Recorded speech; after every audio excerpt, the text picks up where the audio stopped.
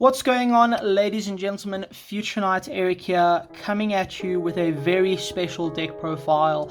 This is my 900 subscribers special deck profile, and I'm revisiting probably my favorite deck of all time, Burning Abyss.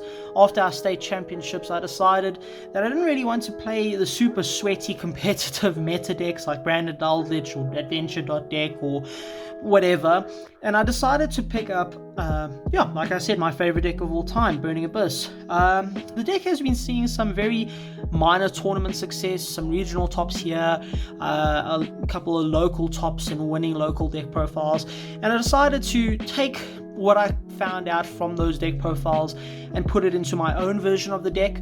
This is a going second version of the deck. I actually took this to a locals not last week, the week before. Last week I was away, but the week before I took this to locals, to a 4-round locals, and I ended up coming second, only losing to who came first, which was my good friend Jan, playing Branded Aldrich on a list that I actually helped him put together. So very, very proud of Jan for coming first. But the deck performed extremely well. Very happy with my choices. There are a couple of changes I might make that I'll mention in the video. If I forget, I apologize. But yeah, not much else to say. I guess we can just jump straight into the deck profile. So starting off, my list is a going second list. So I am playing 3 tour guide. Now, though that sentence might seem a bit confusing, going second and 3 tour guide, the correct ratio for tour guide right now that's generally accepted is 2, and the reason being for that is you don't really want to resolve or have her going first or as your first play, mainly because every hand trap stops her. Gamma, Ash, Imperm, Veiler, all of them. So she isn't that great going first, but going second she becomes just a little bit better, where you can play into boards with like 2 BA names and then normal summon a tour guide, and then either crack a board some more or build a board that your opponent can't play through. So I feel like she's a little bit better in the going second version at 3. However, I probably would play her at 2 if I didn't have 3 ultimate rares. So that being said, take that as it sounds, it's up to you, but I think 3 worked out really nicely for me. Didn't see her too much and saw her just when I needed to. Now, a new consensus for Finnish Rhino Warrior is to play 1. And I sort of understand why. Yes, it does lose to the targeted negates like Imperm and Veiler, but I don't know. Again, going second, I feel like it's a little bit better, because even if you normal summon your Rhino and special summon a BA and then it gets negated, you can still at the very least crash your Rhino, send a graph, special a name, and then potentially summon another name, and if they had an XYZ, you can still make a Zeus off of just the one Rhino and an extender in hand. A lot of the combos, quote-unquote combos, this deck is essentially a Zeus turbo deck, that's what it does, but a lot of the combos actually revolve having that extra extender in hand, which we do have obviously in the form of BA names. But I don't know, in this version I felt that 3 Rhino was correct. It's essentially more copies of every name in your deck. I don't think I'd cut this. Like I said, you could cut the tour guide down to 2, but the Rhino, I'm really comfortable at playing 3. Then onto the BAs themselves, we are obviously playing the best one, Graph. This is the actual true normal summon in the deck. This is the one that you want to see. This is the one you want to mill. This is the one that summons from the deck, and it's absolutely phenomenal. I'm so happy they brought this back to 3.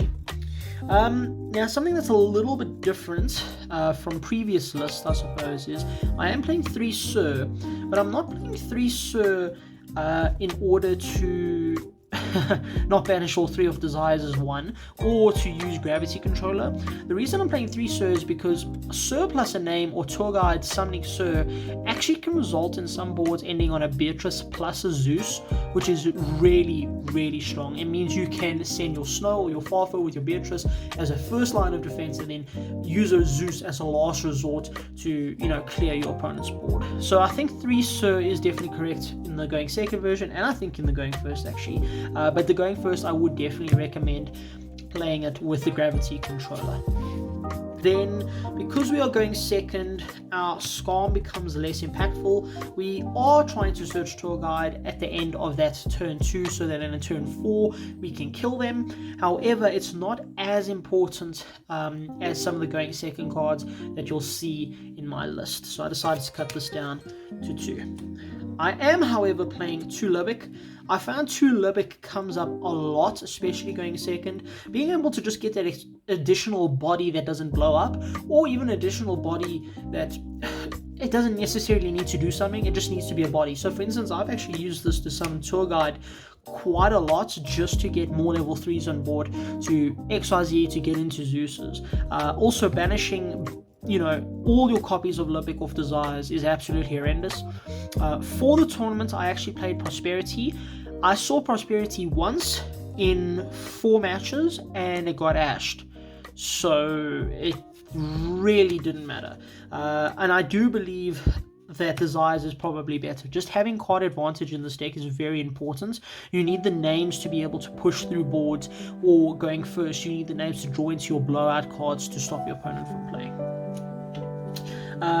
Then I believe the last 2 of is Farfa.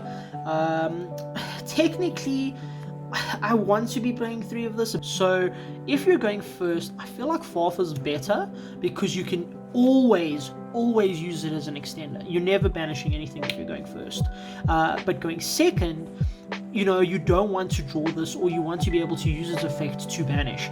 So it's quite weird. You want to mill it, but you also don't want to draw it. So I think because of those, different approaches to playing the deck, I do think 2 is correct. And essentially, Alec is your third Farfa.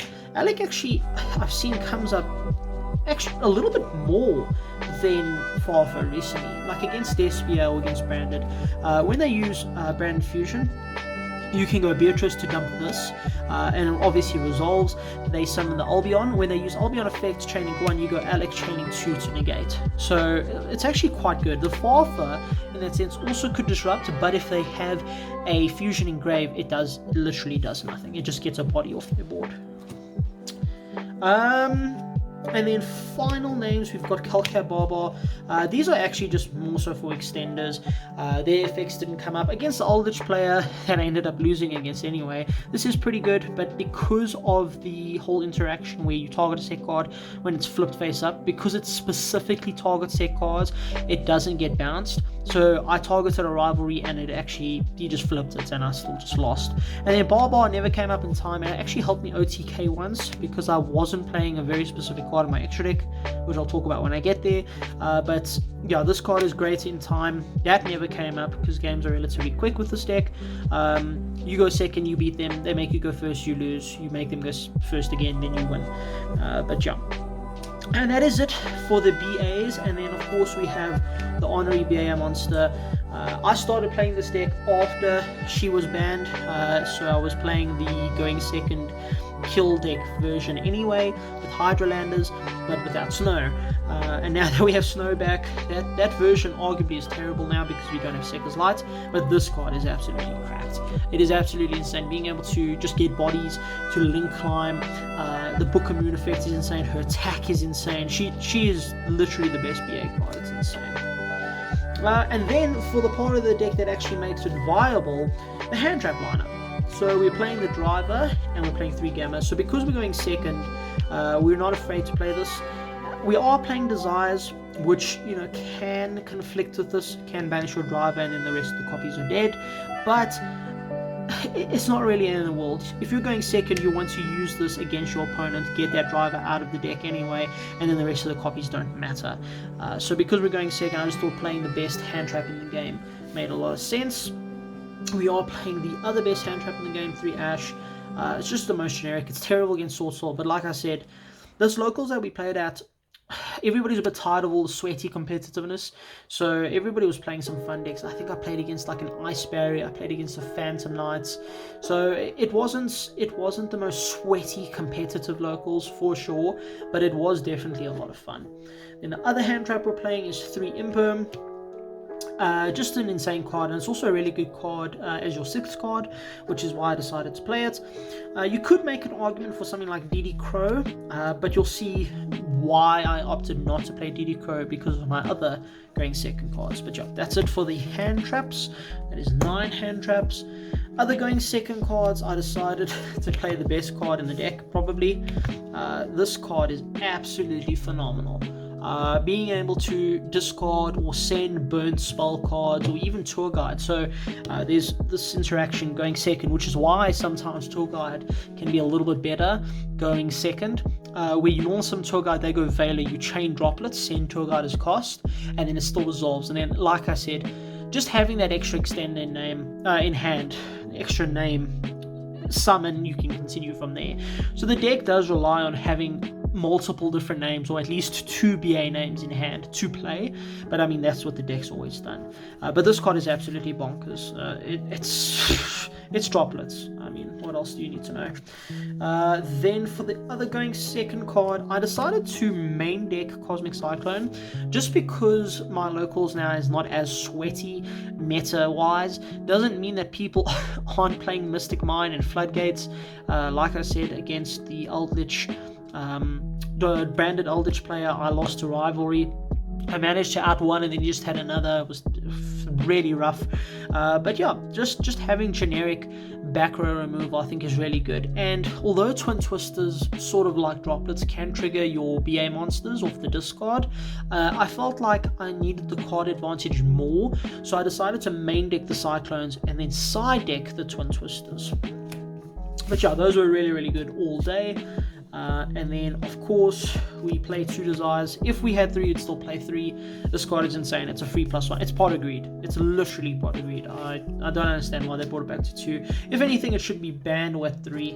1 Called By, speaking of cards that should be banned, and then 1 Foolish Burial. This card is absolutely insane.